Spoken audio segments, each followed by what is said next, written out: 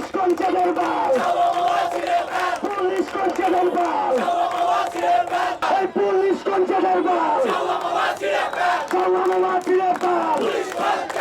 মিত্র, আপনারা দেখেছেন বাংলাদেশের জনগণের গোলাম হয়ে পুলিশ কিভাবে আমার ছাত্র জনতা ভাইয়ের উপর আরো একবার হামলা চালিয়েছে। আমরা দেখেছি পুলিশ তার পোশাক পরিবর্তন করেছে, কিন্তু তার দালালি চরিত্র পরিবর্তন করেনি। ইন্টারিম সরকারকে আমরা বলে দিতে চাই, শুধু পোশাক নয়, এই পুলিশের দালালির চিত্র পরিবর্তন করতে হবে। এই পুলিশের দালালি করার জন্য বাংলার জনগণের ট্যাক্সের টাকায় বেতন দেওয়া হয় না। দালালি যদি করতে হয়, বাংলাদেশের দালালি করতে হবে। হাতি ভাইয়ের বিচার এই বাংলার মাটিতে হবে। ইন্টারিম সরকারকে এই নিশ্চয়তা দিতেই হবে। যত সময় পর্যন্ত ইন্টারিম সরকার হাতি ভাইয়ের হত্যার বিচার নিশ্চিত না করবে, তত সময় পর্যন্ত ছাত্র জনতা রাজপথ থেকে যাবে না। আপনারা ভেবেছিলেন হাতিকে হত্যা করলে হয়তো নিস্তব্ধ হয়ে যাবে ছাত্র জনতা, কিন্তু আপনারা দেখেছেন ঘরে ঘরে হাতির জন্ম হয়েছে। আজকে জাবির ভাইয়ের উপরে হামলা করে গুলি বর্ষণ করে আপনারা এত ওই পথে আবার পা বাড়িয়েছেন। জেনে রাখুন, আজকের পর থেকে আবার সবাই জাবের ভাই হয়ে গেলাম। গোলামীর দিন শেষ, আজাদির বাংলাদেশ।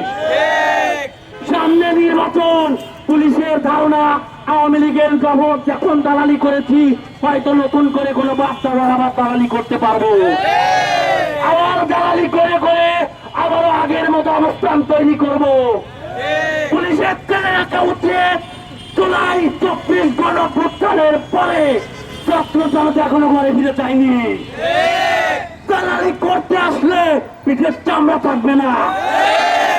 আজকের পর আরো বলে দিতে চাই, প্রত্যেকটা জেলা শহরে যেসব পুলিশ রয়েছেন হয়তো খোলস পাল্টানোর চেষ্টা করছেন, ছিঁড়ে ফেলাবো বলে দিলাম। বাংলাদেশের দালালি করতে হবে। কোন ভারতীয় নির্দেশনায় আর একটি বার যদি গুলি করা হয়, তাহলে ছাত্র জনতা রুখে দেবে। আপনারা একটা জিনিসের বিচার করেন, আপনারা দেখেন যে আসলে আমাদের যে আব্দুল্লাহ সাহেব, তার চাওয়া পাওয়া কি ছিল? এই বাংলাদেশ একটা স্বাধীন দেশ, এই স্বাধীন দেশে সে বলছে শহীদ ওসমান হাদি হত্যার বিচার চায়, আর কোনো কিছু না। স্বাধীন একটা দেশে হাদি হত্যার বিচারের দাবিতে তার উপর আজকে নৃশংসভাবে পুলিশ হামলা করেছে। আজকে তাকে গুলি করা হয়েছে এবং ইনকিলাব মঞ্চের আরেকজন যে সদস্য আছেন ঝুমা, তাকে পুলিশ বুট দিয়ে পাড়িয়েছে। এই স্বাধীন একটা দেশে কি আমরা একজন মারা যাওয়া ব্যক্তির বিচার চাইতে পারবো না? এটা কি যৌক্তিক? আমরা চাই বর্তমানে যে ইন্টারিম গভর্নমেন্ট আছে, অন্তর্বর্তীকালীন সরকারের অধীনে শরীফ ওসমান হাদি হত্যার বিচার হইতে হবে।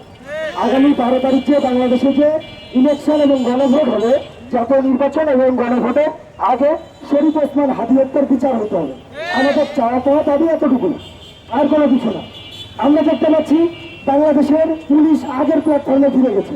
সেই আওয়ামী লীগের প্রতি যে ভালোবাসা আবার চাগান দিয়ে উঠতেছে, আবার তারা ছাত্র জনতার উপরে হামলা করার চেষ্টা করতেছে।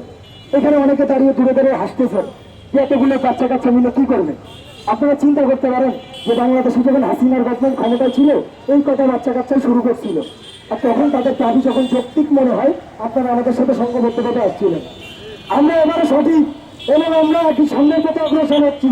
আমরা ইনশাল্লাহ বিশ্বাস করি আপনারা আবার আমাদের সাথে একত্রিত হবেন এবং 12 তারিখের ভিতরে যদি শরীফ ওসমান হাদি হত্যার বিচার কার্যকর না হয়, এই বাংলাদেশে আরো একবার চুলায় আসবে।